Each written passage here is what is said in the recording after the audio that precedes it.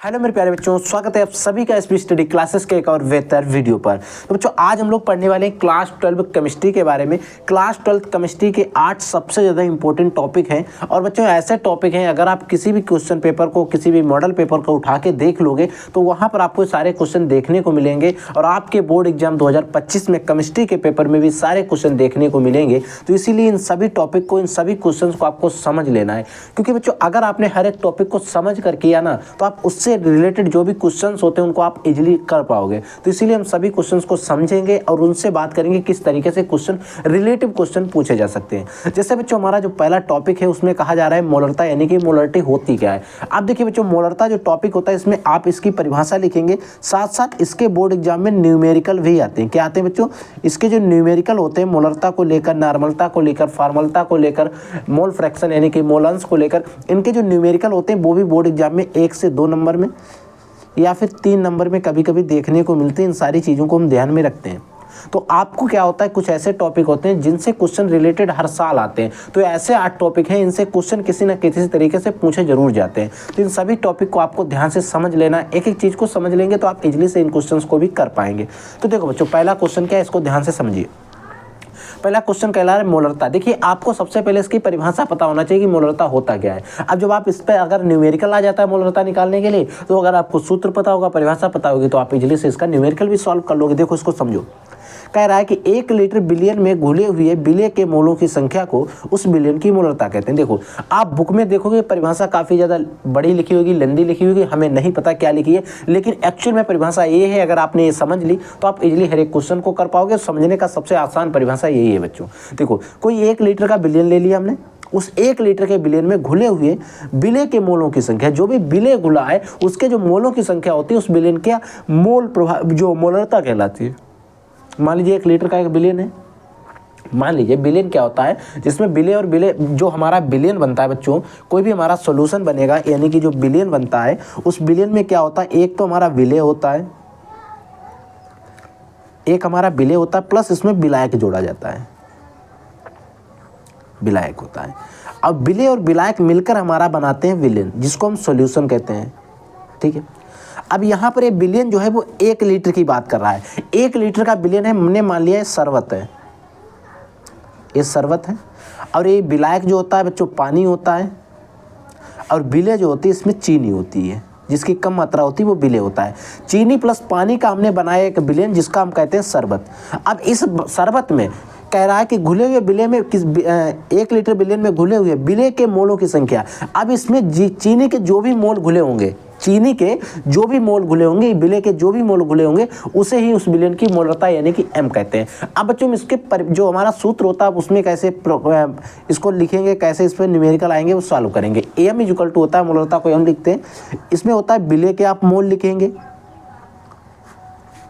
विलय के मोल। ठीक है। अपोन में क्या लिखते हैं, हमारा जो बिलियन है, पूरा जो बिलियन बना है, बिलियन का आयतन लिखते हैं। बिलियन का कितना लीटर बिलियन बना है, बिलियन का आयतन, वो भी किस में लिखते हैं, लीटर में, L4 लीटर में। यानी कि विलय के अगर हमें मोलरता निकालनी है, ठीक है, तो हम लिखेंगे विलय के मोल अपोन में बिलियन का आयतन लीटर में, और उसको भाग कर देंगे, हमारी मोलरता आएगी। अब बच्चों आपको विलय के मोल निकालना है। मोल निकालने के लिए आप करेंगे वेट इन ग्राम अपोन में मोलिकुलर वेट, जो भी दिया जाएगा उसका मोलिकुलर वेट। ठीक है। देखो वेट इन ग्राम मतलब अगर वो जो चीनी है वो 50 ग्राम दे रहा है, चीनी जो है 50 ग्राम दे रहा है शुगर, और चीनी का, फिर आपको इसको चीनी का मोलिकुलर वेट आप निकालेंगे, उससे इसको भाग कर देंगे, और जो भी आंसर आ जाएगा वो आपके मोल हो जाएंगे, और उससे आप बिलियन के आयतन को भाग कर देंगे, जो कि आपको यहाँ पर भी वही चीज़ लिखकर बताई गई है। देखो मोलरता इक्वल टू होता है विलय के मोल अपोन बिलियन का आयतन लीटर में। अब अगर आपको विलय निकालना है, विलय के मोल नहीं निकालना आता है, तो अगर आप विलय के मोल निकालेंगे तो भार अपान में अणुभार, यानी कि वेट इन ग्राम अपान मोलिकुलर वेट, यानी कि आप जो विलय है उसका भार कितना है, और जो विलय पदार्थ जिसकी बात की जा रही है उसका मोलिकुलर यानी कि अणुभार कितना है, और उससे भाग कर देंगे, आप विलय आ जाएंगे, और विलय को रखकर इसमें भाग कर देंगे, विलयन का आयतन आ जाएगा। उसके आयतन जो भी दिया, देखो अगर आयतन बच्चों जो ml में दिया जाएगा, तो ml में अगर मान लो 100 ml कहा जा रहा है, 100 ml में घुला हुआ है, तो आप ml को किस में चेंज करेंगे, यहाँ पर लीटर में, क्योंकि बिलियन का आयतन हमें किसमें लिखना है, लीटर में। तो लीटर में लिखने के लिए 100 अपॉन में आप 1000 से भाग दे देंगे, 2 जीरो से 2 जीरो को कैंसिल कर देंगे, यानी कि 1/10 लीटर आ जाएगा ये आपका। इस तरीके से हमें इसका मोल जो है ml में अगर दिया जाता है तो हम उसको क्या करेंगे, लीटर में चेंज कर लेंगे। सारी चीज़ें जब हम न्यूमेरिकल सॉल्व करेंगे तो वहाँ पर भी बात कर लेंगे एक बार, ठीक है। तो आई होप आपको मोलरता के लिए जो रिलेटेड क्वेश्चन था वो आपको समझ में आ गया होगा, यानी कि मोलरता की परिभाषा, मोलरता का सूत्र, बिले के मोल अपॉन बिलियन का आयतन लीटर में, मोल कैसे निकाले जाते हैं, जो भी बिले दिया जाएगा उसका भार अपॉन में अणुभार, ठीक है।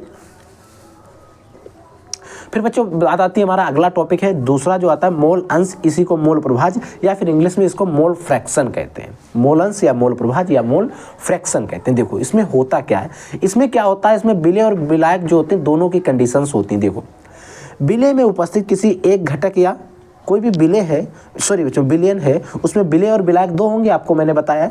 बिलियन में उपस्थित किसी एक घटक या अवयव के मोलों की संख्या, जो हमारा विलयन है उसमें उपस्थित किसी एक घटक या फिर अवयव के मोलों की संख्या तथा किसी एक के मोलों की संख्या तथा बिले एवं विलायक के कुल मोलों की संख्या, बिले और विलायक के कुल मोलों की संख्या के अनुपात को उस अवयव का मोल अंश या फिर मोल प्रभाज्य कहते हैं। और इसे बच्चों हम एक्स से प्रदर्शित करते हैं। एक्स से माना 1 बिलियन में बिले के एन मोल तथा विलायक के एनवी मोल हैं, तो मोल उपस्थित हैं तब। देखो हमारे इसमें कहने का मतलब ये है, समझो एक बार, कि हमारा कोई बिलियन है, अगर हमें जिसके मोल निकालने, किसी एक घटक के मोल निकालने, तो उसके मोल अपोन में हम उस पूरे बिलियन के मोल लिखेंगे और हमारा मोल प्रभाज्य आ जाएगा। समझो यहाँ पर इसने कहा है कि बिले को हमने एन माना है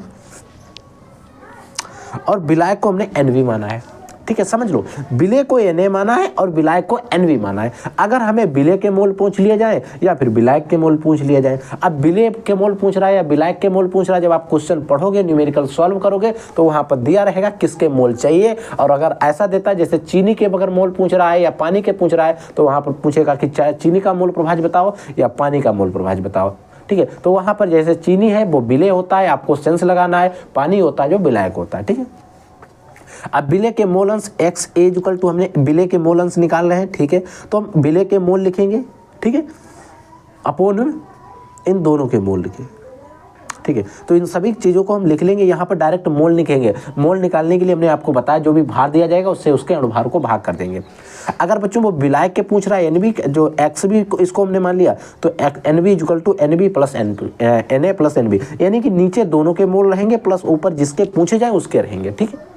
तो ये सारी चीज़ें आप ध्यान में रखेंगे। अगर आप इसका स्क्रीनशॉट लेना चाहें तो ले लें, क्योंकि ये सूत्र जो है काफ़ी ज़्यादा इंपॉर्टेंट है और इससे रिलेटेड क्वेश्चन आपके बोर्ड एग्जाम में जरूर पूछे जाएंगे। तो इसीलिए इन सभी क्वेश्चंस को तैयार जरूर करके रखेंगे, ठीक है। अगला बच्चों हमारा क्वेश्चन है कि विद्युत लेपन। देखो विद्युत लेपन क्या होता है, एक प्रक्रिया होती है।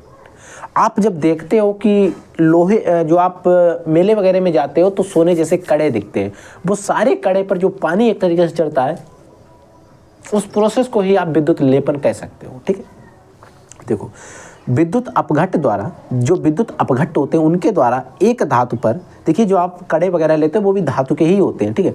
एक धातु पर दूसरी धातु की परत चढ़ाने की प्रक्रिया को विद्युत लेपन कहते हैं। यानी कि विद्युत अपघट्ट के द्वारा एक कोई धातु था, उस धातु पर हम दूसरी धातु की परत चढ़ा रहे हैं, इस प्रक्रिया को, धातु चढ़ाने की प्रक्रिया को ही हम विद्युत लेपन कहते हैं। समझ में आ गया। ये शायद क्वेश्चन 2022 के बोर्ड एग्जाम में किसी पेपर में पूछा गया था, अति लघुत्तरी में, तो इसीलिए मैंने आपको बता दिया, क्योंकि इस तरीके से भी क्वेश्चन पूछ लिए जाते हैं बोर्ड में। देखो अब बच्चों अगर हम इसके उदाहरण की बात करें, एक धातु पर दूसरी धातु की परत चढ़ाई जाती है और आपसे पूछ ले कि हमें कोई इसका उदाहरण बताओ, तो कॉपर धातु पर जिंक धातु की पतली परत चढ़ाने की जो एक प्रक्रिया होती है वो विद्युत लेपन के द्वारा ही होती है। समझ में आ गया, ठीक है। अगला बच्चों मोलर चालकता। देखिए मोलर चालकता और मोलरता में काफ़ी अंतर होता है, ठीक है। मोलर चालकता अलग होती है, मोलरता अलग होती है, ठीक है। देखो किसी भी विद्युत अपघट्ट पदार्थ के एक मोल द्वारा उपलब्ध कराए गए आयनों की चालकता को मोलर चालकता कहते हैं। समझो एक बार इस परिभाषा को, इसमें पूरा कुछ इसकी रामायण नहीं लिखी बल्कि इसके मेन पॉइंट लिखे गए। देखो किसी विद्युत अपघट्ट पदार्थ के, कोई भी विद्युत अपघट्ट पदार्थ है, वो पदार्थ कोई भी हो सकता है, उसके एक मोल द्वारा उपलब्ध कराए गए आयनों की चालकता को, उसके आयन जो होते हैं उनकी चालकता को ही मोलर चालकता कहते हैं। ठीक है। इसके लिए इसको हम लेमडा एम से प्रदर्शित करते हैं। उसके लिए एक सूत्र होता है lambda M equal to X into 100/c। एक क्वेश्चन और ये सूत्र जो है काफ़ी ज़्यादा इंपॉर्टेंट है। आप इसका अगर स्क्रीनशॉट लेना चाहें तो आप ले लीजिए, क्योंकि इस पर भी बोर्ड एग्जाम में क्वेश्चन पूछे जाते हैं। ठीक है। अगला है बच्चों पेप्टाइड बंध क्या होते हैं। देखिए पेप्टाइड बंध आई होप आपको ये पता होगा, मैंने कई बार पढ़ा है, कई लेक्चर्स में इसको पढ़ाया है। तो वे बंध जो प्रोटीन के अणुओं के मध्य में उपस्थित होते हैं, जो हमारे प्रोटीन के अणु होते हैं उनके बीच में उपस्थित होते हैं और ये प्रोटीन के अणुओं को बांध के रखते हैं, पेप्टाइड बंध कहलाते हैं।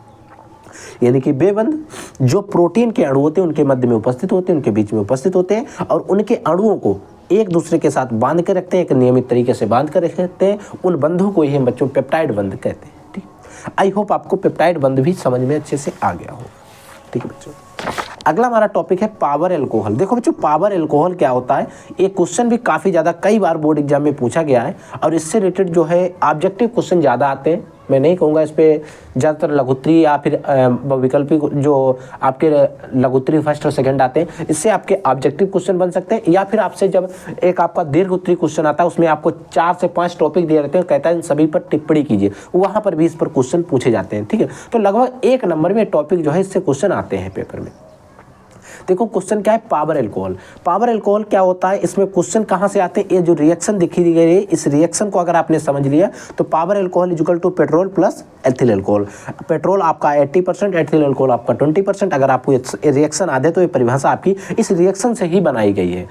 अगर हम ऊपर रिएक्शन लिखते तो आपको शायद कन्फ्यूजन हो जाता, तो मैंने जो परिभाषा एक्चुअल में परिभाषा लिखी है इस रिएक्शन के द्वारा ही ये परिभाषा लिखी गई। देखो पेट्रोल तथा एथिल एल्कोहल के मिश्रण को पावर एल्कोहल कहते हैं। देखो पेट्रोल और एथिल एल्कोहल का एक मिश्रण है, इसे ही हम क्या कहते हैं, पावर एल्कोहल कहते हैं। ठीक है, पावर एल्कोहल में 80% पेट्रोल, पावर एल्कोहल में 80% पेट्रोल तथा 20% एथिल एल्कोहल उपस्थित होता है। पेट्रोल और एथिल एल्कोहल के मिश्रण को हम पावर एल्कोहल कहते हैं, जिसमें 80% पेट्रोल यानी कि 80% पेट्रोल और 20% एथिल एल्कोहल उपस्थित होता है और यही हमारा पावर एल्कोहल कहलाता है। क्योंकि ये जो अगर आपको रिएक्शन पूरी याद है तो आप इजीली से इस क्वेश्चन को कर सकते हो। और एक क्वेश्चन जो है बच्चों ऑब्जेक्टिव क्वेश्चन में कैसे पूछा जाएगा, आपके बोर्ड के पेपर में कहेगा कि पावर एल्कोहल में एल्कोहल की आपका जो एल्कोहल होता है उसकी प्रतिशत मात्रा कितनी होती है, तो 20%। और कभी कभी पूछ लेता है कि इसमें कौन सा एल्कोहल पाया जाता है, तो आपको पता होना चाहिए प्राथमिक एल्कोहल होता है। ठीक है, और अगर क्वेश्चन बोर्ड एग्जाम में पूछ लिया जाए कि पावर एल्कोहल जो होता है इसमें पेट्रोल की कितने प्रतिशत मात्रा होती है, तो 80% होती है। सारी चीजें भी हमें याद रखना होता है। अगला बच्चों क्वेश्चन है पाइनाप परीक्षण क्या होता है, क्योंकि पाइनाप परीक्षण पर भी हमें क्वेश्चन जो है कार्बोहाइड्रेट वाला जो चैप्टर है वहां से आते हैं, जो आपका जैव अणु है। जैव अणु उसी से है।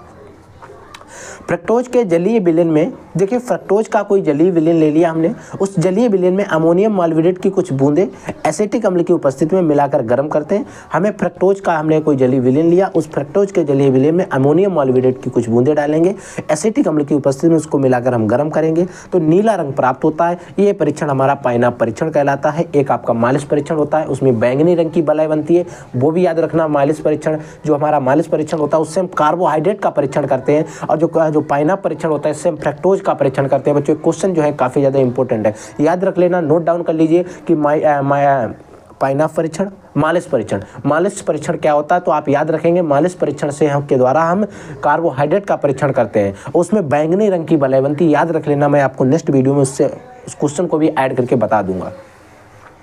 अगला बच्चों लिपिड क्या होते हैं। लिपिड जो होते हैं वे तेल या और वसा जो जंतु एवं वनस्पतियों से प्राप्त होते हैं। ऐसे तेल और वसाएं जो जंतु एवं वनस्पतियों से प्राप्त होते हैं उन्हें लिपिड वर्ग के अंतर्गत रखा जाता है। उन्हें कहाँ रखा जाता है, लिपिड जो एक वर्ग है उसके अंतर्गत रखा जाता है। लिपिड जल में अविलेय कार्बनिक पदार्थ हैं। लिपिड जो होते हैं जल में विलय नहीं होते हैं, अविलेय होते हैं, इनसोल्युबल होते हैं, घुलनशील नहीं होते हैं, जो निम्न ध्रुवण के कार्बनिक विलायकों जैसे ईथर और क्लोरोफार्म में विलय होते हैं। जो हमारे लिपिड होते हैं, आप ईथर ले लें, क्लोरोफार्म ले लें, आदि जो विलय पदार्थ होते हैं इनमें क्या होते हैं, आदि विलायकों में क्या होते हैं, विलय होते हैं, सोल्युबल। ईथर में आप जब लिपिड को डालेंगे तो वो घुल जाएगा, क्लोरोफार्म में जब जो आप किसी भी लिपिड को डालेंगे तो वो सोल्युबल हो जाएगा, उसमें घुल जाएगा, जैसे पानी में चीनी इजली से घुल जाती है। ये सारी चीजें जो पानी है, जो चीनी है टाइम पानी में कैसी सोल्यूबल है, यानी कि घुलनशील है, विलेय है। ये सारी चीज़ें आप याद रखेंगे। तो आई होप बच्चों आपको मैंने 8 टॉपिक बता दिए। इनसे रिलेटेड अगर आपके मन में कोई भी डाउट, कोई भी क्वेश्चन रहता है तो आप वीडियो के कमेंट सेक्शन में कमेंट करके हमसे पूछ लीजिएगा। अगर आपके मन में कोई भी क्वेश्चन ऐसा रहता है जो मैंने नहीं पढ़ाया है और आपको लगता है कि बोर्ड एग्जाम में पूछा जा सकता है, तो आप कमेंट कर देना, मैं बता दूंगा कितने % चांस है इस क्वेश्चन के आपके बोर्ड एग्जाम में आने के। या फिर मैं ये भी बता दूंगा आपको कि किस वाले लेक्चर में इस क्वेश्चन को मैं कवर अप कराने वाला हूँ, क्योंकि मैं जो भी क्वेश्चन कराता हूँ उसका एक नियम होता है, एक तरीका होता है। मैं आपको लोअर लेवल से हायर लेवल तक ले जाने का पूरा प्रयास करता हूँ। ठीक है बच्चों, तो आप लोग पढ़ते रहिए, आगे बढ़ते रहिए। I will take in next class. तब तक के लिए जय हिंद, वंदे मातरम।